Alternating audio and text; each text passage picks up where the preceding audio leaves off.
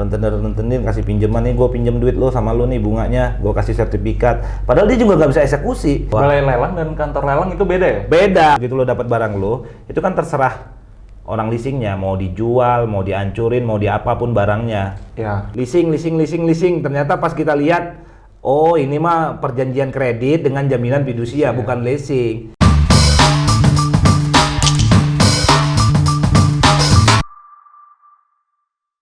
Oke, kembali lagi ke channel YouTube Big Host Low. Gua Hari Afrizal. Hari ini nih, gua bersama temen gua, partner gua, Wahyu Aditya. Gimana, Dit? Baik. Kita hari ini mau ngobrol apa yang enaknya tentang hukumnya, Dit ya? Mungkin bisa tentang hukum jaminan ya? Wow, itu menarik juga tuh hukum jaminan. Orang kadang-kadang ngutang kan ada jaminan ya enggak? Ya. Iya ya. Itu orang Minjem, iya. lewat bank, lewat perorangan juga bisa. Bisa, iya. Kalau hukum jaminan itu sebenarnya sih ada dua ya. Yang pada umumnya lah ya, jaminan perorangan dan jaminan kebendaan. Kalau perorangan itu kan dibagi lagi tuh, ada orang pribadi dan badan hukum. Ada bisa PT dan lain-lain lah. Kita ngomongnya kebendaan aja ya, mungkin yang enak ya. Kalau orang-orang ngutang, kan orang kan sering ngutang tuh, jaminnya pakai jamin apa tuh? Tanah tuh. Ya. Terus minjem beli motor pakai kredit, pinjaman. Nah, leasing beda lagi nih. Kalau ngomong ente ngomong leasing udah beda lagi. Tapi dengan jaminan. Kan banyak tuh, Bang, iya. yang bilang. Hukum jaminan dengan leasing beda nih. Kalau leasing kan sewa guna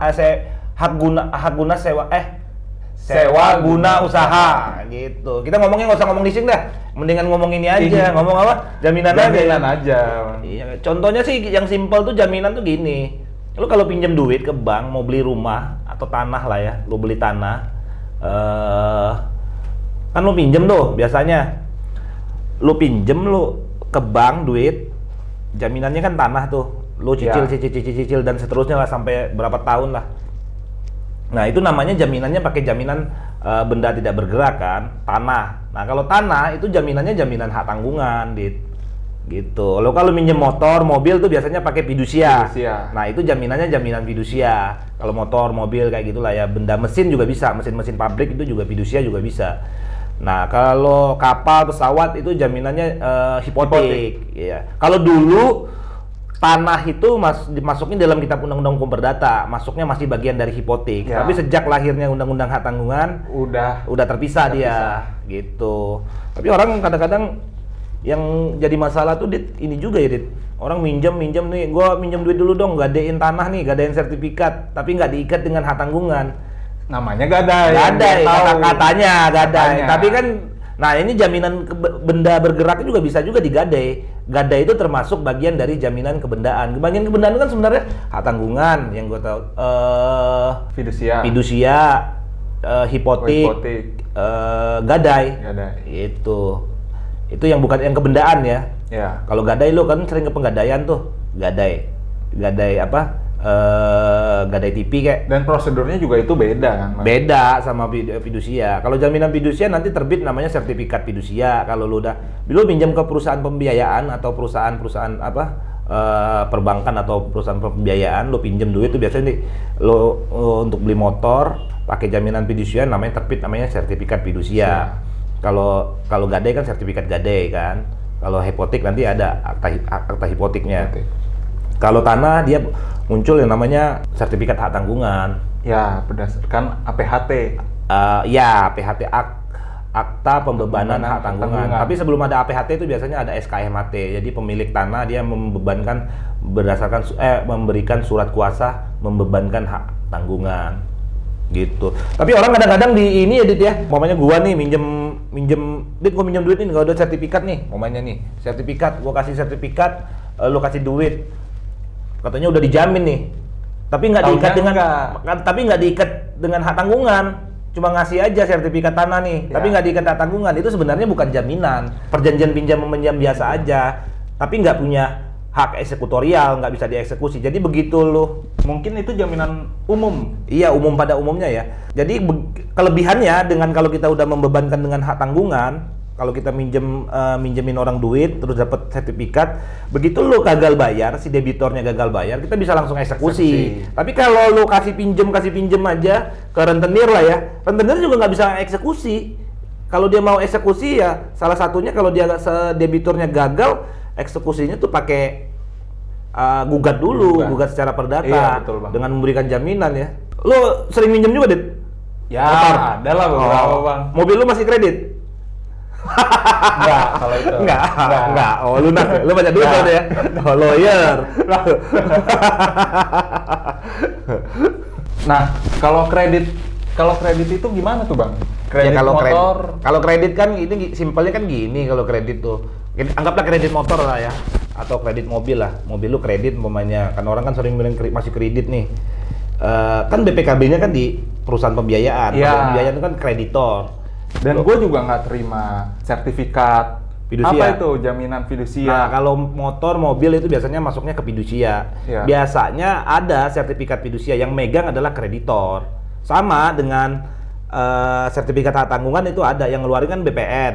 Kalau sertifikat fidusia itu yang mengeluarkan adalah Kementerian Hukum dan HAM. Nah, ini ada peraturan baru nih, kalau coba nanti tolong koreksi kalau gua salah. Kalau dulu itu di bawah ke Kanwil ya, yang bisa ngeluarin sertifikat fidusia. Jadi begitu lo udah buat perjanjian, biasanya perusahaan-perusahaan pembiayaan dia kirim ke Kanwil untuk minta terbitin sertifikat fidusia. Nah, kalau nggak salah, kalau aturannya tuh sekarang tersentralisasi di kantor pusat Kemenkumham.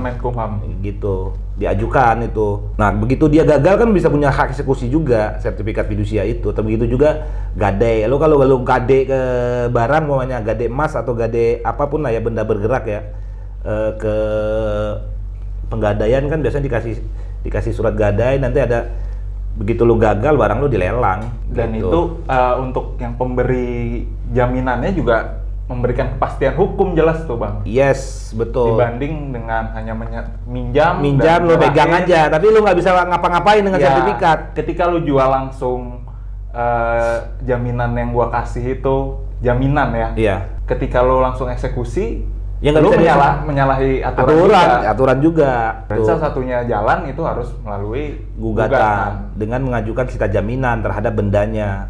Biasanya begitu.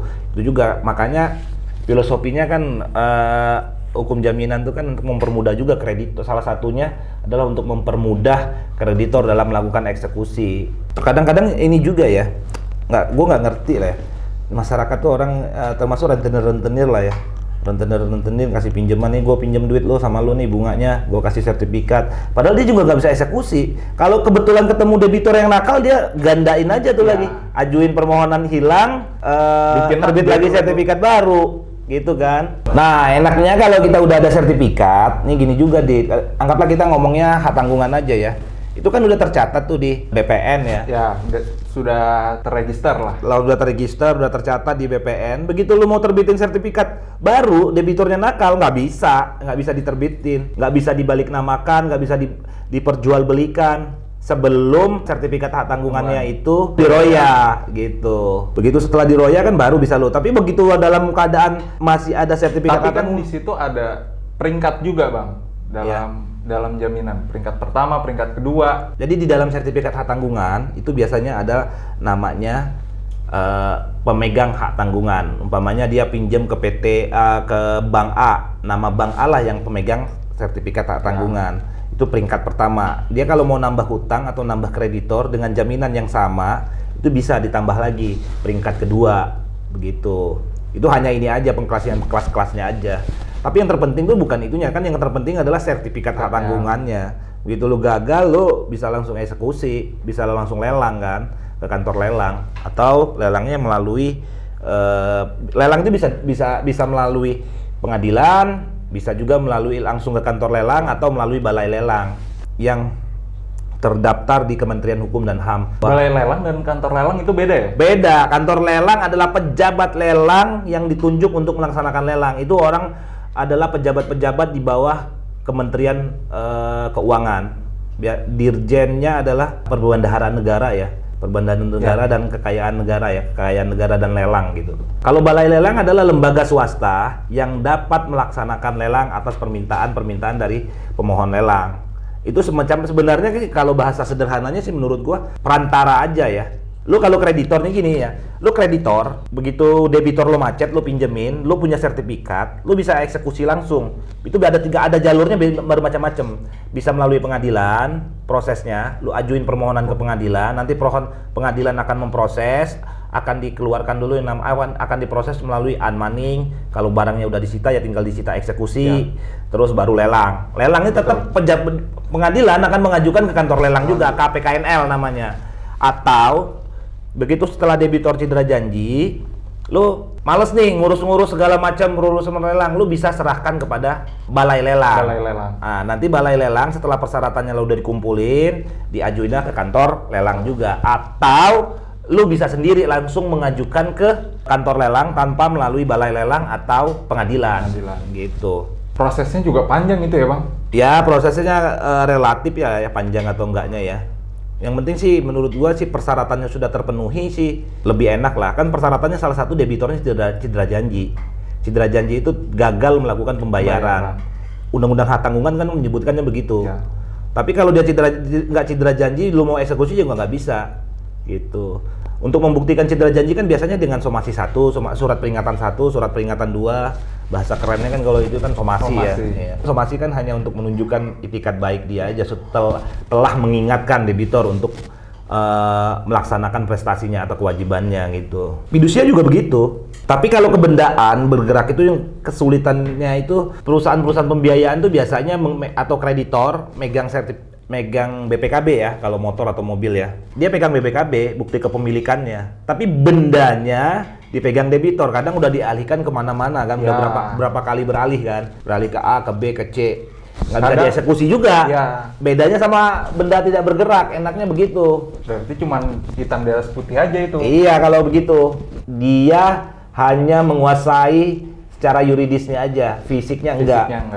Gitu. Ini gua mau bicara juga nih. Yang tadi kata lo leasing. Leasing itu adalah hak sewa guna usaha. Sewa guna usaha. Nah, kalau leasing, kalau dengan fidusia bedanya. Kalau leasing barang kalau leasing itu biasanya bisa motor, bisa mobil, benda-benda bergerak lah ya. Nah, biasanya kalau umumnya di Indonesia itu leasing itu hanya digunakan untuk alat-alat berat. Pabrik juga bisa. Ada mesin-mesin pabrik juga bisa. Kebanyakan sih alat berat, dump truck segala macam. Tapi kalau motor mobil tuh kebanyakan fidusia. Tapi bukan nggak memungkinkan motor mobil untuk di leasing gitu. Konsepnya beda leasing sama fidusia. Kalau fidusia barangnya itu punya lo, umpamanya motor. Ya. Motor itu udah benar-benar punya lo, kepemilikannya lo yang punya gitu.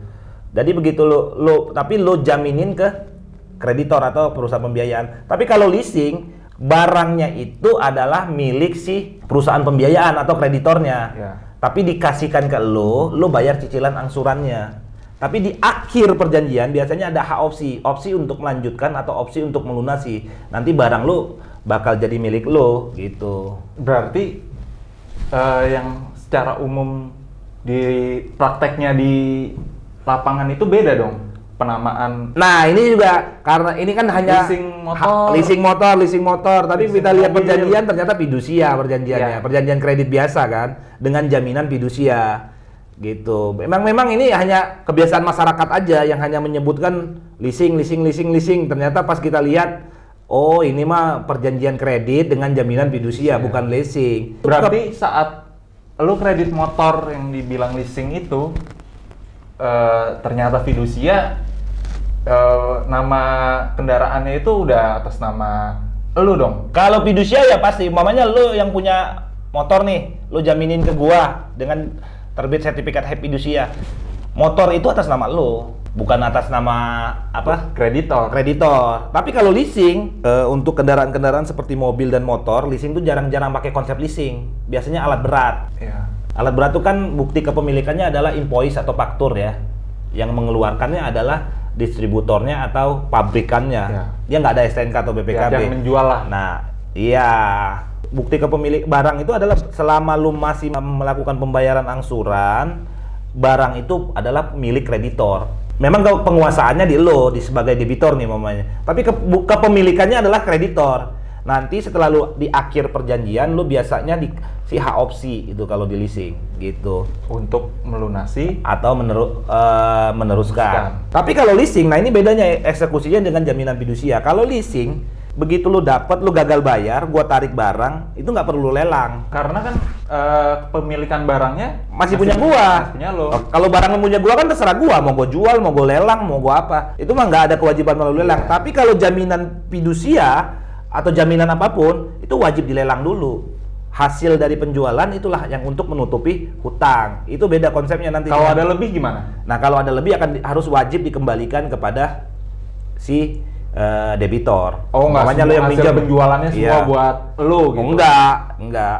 Umpamanya barangnya harganya 10 juta, lu utang 10 juta dengan jaminan umpamanya motor. Setelah dilelang motornya harganya 12 juta. Hutang lu padahal cuma 10 juta. Iya. Ya kan ada selisih lebih itu 2 juta. Itu wajib dikembalikan. Wajib dikembalikan ya kepada debitor. Nah, yang jadi masalah juga, kalau hutang lu 10 juta, jaminannya motor lu cuma harga 8 juta, itu kan rugi di kreditor sebenarnya. Apa yang bisa dilakukan oleh kreditor? Yang bisa dilakukan adalah menggugat secara perdata lagi untuk memulihkan hak-hak keperdataannya si kreditor gitu. Jadi meminta sisa dari hutang yang belum terbayarkan gitu. Berdasarkan hasil penjualan lelang sekian, ternyata masih ada sisa yang belum tercover. Nah, lu bisa gugat lagi. Itu teorinya ya, teori begitu. Tapi kalau prakteknya berdasarkan pengalaman sih jarang lah ya perusahaan-perusahaan pembiayaan, perbankan atau apapun sebagai kreditor untuk melakukan gugatan. Begitu dia udah eksekusi jaminan, dia ambil, ya udah. Ya kalau nggak cukup ya udahlah.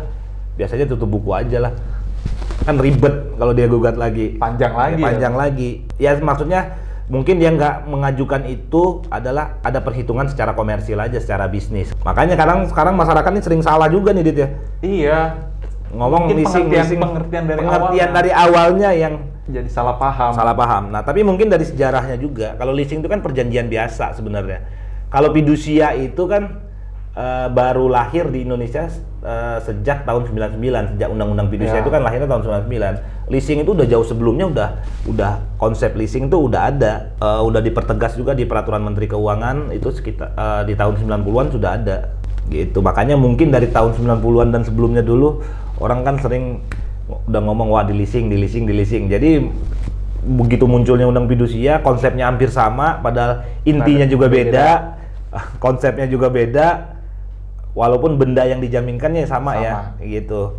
Makanya orang sering ngomong leasing juga tetap gitu. ini pengertian aja, pemahaman di masyarakat. Itu yang bikin pusing juga sebenarnya. Iya. Jadi Makanya gua kadang-kadang ngomong motor gua di leasing, dicari leasing nih, ini leasing. Pas gua lihat, oh ini perjanjiannya perjanjian fidusia. berarti itu kalau misalkan orang bilang dicari leasing motor gua, mobil gua ditarik sama leasing, itu diperbolehkan nggak sih? Gini, bukan diperbolehkan atau enggak ya. Kalau Secara hukumnya. gua ngelihatnya konteksnya gini aja. Leasing itu kan kalau konsep leasing maupun fidusia ya. Kalau leasing kan udah jelas itu barangnya barang kreditor. Begitu lu gagal bayar, biasanya di dalam perjanjian tuh ada bisa melakukan penarikan, bahkan memasuki pekarangan rumah lu. Biasanya ada tuh di perjanjian leasing. Oke. Gitu. Begitu dia dapat barang lo, kali ini yang leasing dulu ya. Begitu lo dapat barang lo, itu kan terserah orang leasingnya mau dijual, mau dihancurin, mau diapapun barangnya. Ya. Karena barang-barang gua kok. Kan kalau lo belum lunas kan barang-barang gua. Itu kan terserah gua. Belum beralih. Iya, di belum situ. beralih kan. Ya, Jadi gua hanya sebagai penyewa aja. penyewa, betul. Namanya- Dengan makanya membayar namanya sewa setiap bulan. Sewa guna usaha. Usaha. Iya, tapi dengan sewa setiap bulan itu sebenarnya kan kalau masyarakat umum melihatnya kan angsuran, padahal sewa itu pembayaran sewa. Lu bayar sewa sampai batas waktu yang telah ditentukan, lu mempunyai hak opsi. Kan selama masa sewa kan barang-barang gua dong. Iya. Gitu. Terserah gua begitu gua tarik barang lu, terserah gua barangnya mau diapain. Tapi kalau fidusia, begitu lu gagal bayar pembayaran angsurannya, barang gua tarik, gua wajib untuk melakukan lelang untuk memulihkan hak-hak hutang lu yang tidak terbayarkan. Gitu, wajib dilelang. Eksekusinya Iya, wajib dilelang nggak bisa eksekusinya. menjual langsung. Ya? Gitu, wajib dilelang. Itu aja sih yang membedakan. Makanya konsepnya banyak orang yang ketuker-tuker. Karena mungkin leasing lebih berkembang lebih dahulu dikenal oleh masyarakat. Oke, Dit. Oke lah. Cukup ya, kita ngobrol-ngobrol. Nanti kita ngobrol-ngobrol lagi ya. Ngobrol apa? Masih banyak lagi yang bisa kita Banyak bahas. lah yang kita bagi-bagi ilmu lah dengan penonton kita.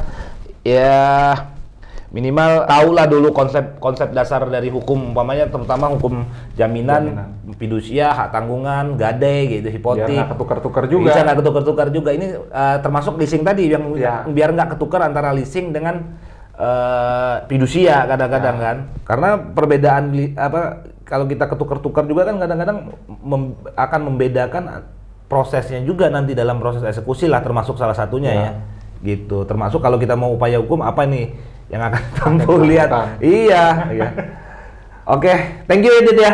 Thank Udah you. mau temen-temenin gua lagi nih ngobrol. Bang, ngobrol-ngobrol lagi. Ntar kita ngobrol-ngobrol pidana kayak apa nih sekarang lagi yang lagi berkembang. Siap. Thank you Dit.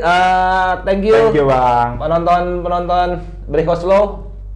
Sebelum ditutup, ini pesan gua nih. Jangan lupa like, comment, subscribe ya, Dek.